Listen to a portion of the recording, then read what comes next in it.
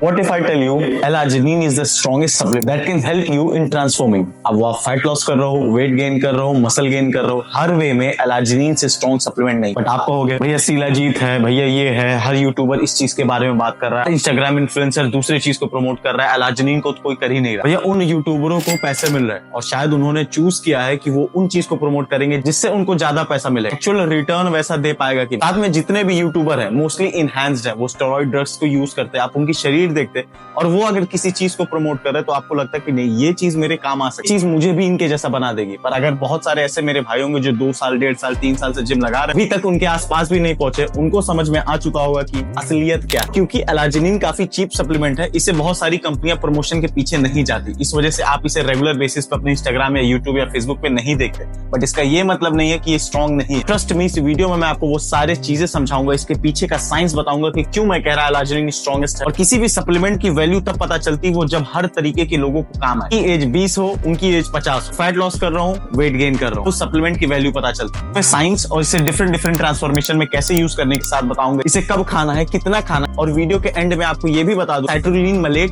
और L-arginine में से आपको क्या चुनना है, क्यों चुनना। इनोस प्रोटीन का हिस्सा होता है जिसमें से 9 ऐसे होते हैं जिसे शरीर नहीं बनाती, 11 ऐसे होते हैं जिसे शरीर बनाती है, जिसमें से L-arginine और क्रिटीन आते हैं। आपकी शरीर भी इसे बनाती, बस इस अमाउंट में नहीं बनाती कि आपको वो कोई फिजिकल बेनिफिट दे पाए। और अगर आप चाहो तो इसके फूड सोर्सेज भी हैं जहां से आप इसे ऑक्यूपाई कर सकते हैं, जैसे कि एग हुआ, चिकन हुआ, बीटरूट हुआ, ज्यादातर नॉनवेज हो। सिंपलेस्ट तरीका है कि आप इसे सप्लीमेंट वाइज 2 ग्राम 3 ग्राम 4 ग्राम करके कंज्यूम करो, जो आपके डे टू डे लाइफस्टाइल में आपको असिस्ट करेगा मसल बिल्ड करने में, वेस्कुलरिटी वगैरह। ये काम कैसे करता है देखिए, जब L-arginine को आप कंज्यूम करते हो तो आपकी बॉडी में वो नाइट्रिक ऑक्साइड लेवल्स को बढ़ा देता है। बढ़े हुए नाइट्रिक ऑक्साइड लेवल से आपका हार्ट हेल्थ इंप्रूव हो जाता है, आपका ब्लड फ्लो इंप्रूव हो जाता है, आपके न्यूट्रिएंट को शरीर में पहुंचाने की क्षमता काफी अच्छी हो जाती है। जितने लोगों को नहीं पता, वो कोई भी स्पोर्ट हो, अगर उनका हार्ट रेट अच्छा है, अगर उनका ब्लड फ्लो अच्छा है, तो वो हमेशा से एक बेहतर एथलेटिक बॉडी अचीव कर पाएगा, क्योंकि वो डाइट हो, वो ट्रेनिंग हो, सारा लेना देना ब्लड से ही। बाकी स्पोर्ट का नहीं पता, अगर आप नॉर्मल जिम गोअर हो तो आपको 2-3 बेनिफिट्स हैं जो आपको मैं बताना चाहूँ। सबसे पहला आपकी मसल बिल्डिंग की क्षमता। देखिए, अगर आपका हार्ट हेल्थ अच्छा है ना, तो उसमें ऑक्सीजन का फ्लो अच्छा होता है, और ऑक्सीजन के ब्लड में फ्लो की वजह से वो मसल मास तक पहुंच पाता। ऑक्सीजन अगर एम्पल अमाउंट में आपके शरीर में, आपके मसल स्ट्रक्चर में फ्लो कर रहा है, इट मींस कि आपकी रिकवरी लेवल बहुत अच्छी होगी, और जब बॉडी अच्छा रिकवर करती तो वो एज अ बाय प्रोडक्ट आपको मसल नया बना के देती, अगर आपकी डाइट और ट्रेनिंग सटीक है। दूसरा है आपके न्यूट्रिशन का ऑब्जॉर्प्शन। आप खाना बहुत सारा खा रहे हो, पर अगर वो शरीर में लगे ही ना तो कोई मतलब नहीं है 200 ग्राम प्रोटीन खाना। तो आपके न्यूट्रिशन को आपको डिफरेंट मसल ग्रुप तक पहुंचाने का मेन काम ब्लड का होता है। अपने जो भी स्पोर्ट खेल के या फिर वर्कआउट करके आप जो फटीग बॉडी में दे रहे हो, उसकी रिकवरी काफी हद तक बढ़ जाए। तीसरा जो सबसे ज्यादा एस्थेटिक है और वो बेनिफिट जो हर जिम गोअर चाहता है, वो है वेस्कुलरिटी। अगर आपका बॉडी फैट 15-16 के पास आ चुका है और अगर आप L-arginine को कंज्यूम करो तो आपकी वेन्स काफी हद तक बाहर आने स्टार्ट हो जाती है, आपकी वेस्कुलरिटी काफी इंप्रूव हो जाती है, जिसकी वजह से फोटोज या वीडियोस लेने में आपको काफी आसानी होती,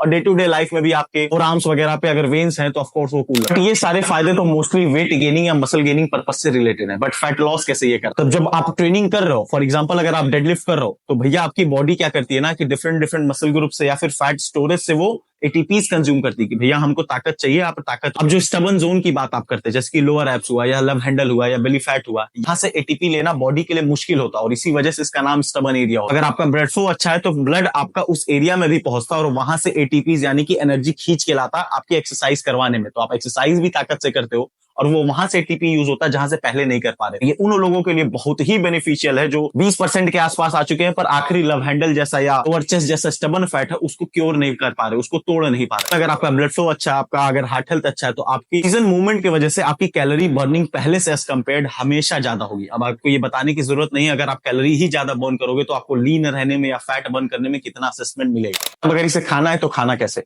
देखिए, बहुत बड़ा सवाल आता है कि भैया कितना प्रोटीन खाएं, कितना ये खाएं, कितना वो खाएं। सिंपली आपको समझना आपकी फिजिकल एक्टिविटी लेवल कितनी है, running walk through out the day आप कितना काम कर रहे हो, साथ में आपका लीन मसल मास कितना है शरीर में। मैटर नहीं करता आप 100 किलो के हो, 25 किलो बॉडी फैट परसेंटेज के साथ आप कह रहे हो मैं बहुत मस्कुलर हूं, ये हूं वो हूं, नहीं।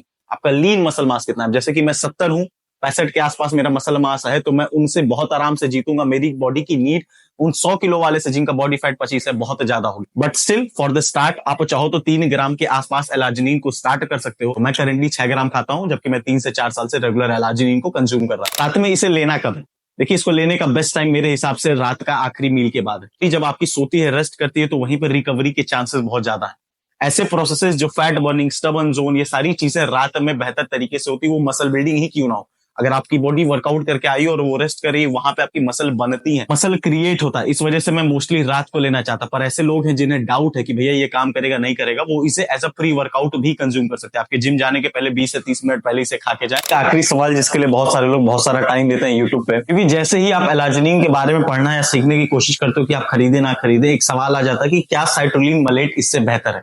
और इसका तर्क ये दिया जाता है कि साइटोलिन मलेट का गट अब्जॉर्प्शन रेट बेहतर है एलार्जिनिन से। देखिए साइटोलिन भी एक अमीनो है भैया, वो भी सेम नाइट्रिक ऑक्साइड लेवल्स को बॉडी में बढ़ाता है। साइंस कहता है कि साइटोलिन का gut absorption rate as compare to arginine है, वो सच बात है, फैक्ट। पर आपको समझना पड़ेगा जल्दी ऑब्जॉर्ब होने से अगर उसका फायदा ज्यादा बढ़ जाए तब तो हम साइटोलिन के पीछे जाएं। तो व्हाट इफ 8-10 दिन के बाद ये दोनों सप्लीमेंट एक ही जैसा काम करें।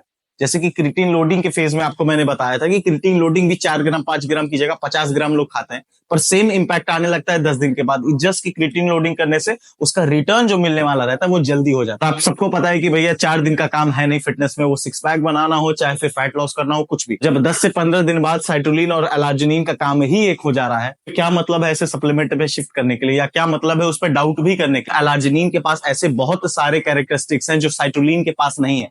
ठीक है, नाइट्रिक ऑक्साइड लेवल एलार्जिनिन और मलेट दोनों बढ़ा रहा, बट जो काम एलार्जिनिन करता है मसल प्रोटीन सिंथेसिस में, जो ऑक्सीजन पहुंचाने में, हार्ट हेल्थ को इंप्रूव करने में, वो साइटोलिन नहीं करता। तो अगर एलार्जिनिन खरीदेंगे तो एक तीर से कई सारे निशाने लग रहे हैं, जबकि साइटोलिन सिर्फ आपका नाइट्रिक ऑक्साइड लेवल बढ़ा रहा है। तो आई रियली होप कि आपको ये चीज समझ में आया हो कि मैं क्या समझाना चाह रहा हूँ। क्रिएटिन मजबूत इसलिए नहीं है कि वो स्ट्रेंथ एटीपी बढ़ा देता, वो इसलिए है क्योंकि ये काम कोई और अमीनोज नहीं करते। इन केस अगर आप एलार्जिनिन खरीदना चाहेंगे तो न्यूट्राबे पे भी अवेलेबल है, कोड युवराज लगाएंगे तो आपकी आखिरी बिल पे भी 10 से 15% का डिस्काउंट मिल जाएगा, और साथ में मेरी भी थोड़ी सहायता हो जाएगी। स्टिल अगर कुछ चीज ना समझ में आई हो तो कमेंट बॉक्स में डालिएगा, उस चीज को मैं समझा दूंगा। मिलते हैं अगली वीडियो में कुछ नई इन्फॉर्मेशन के साथ।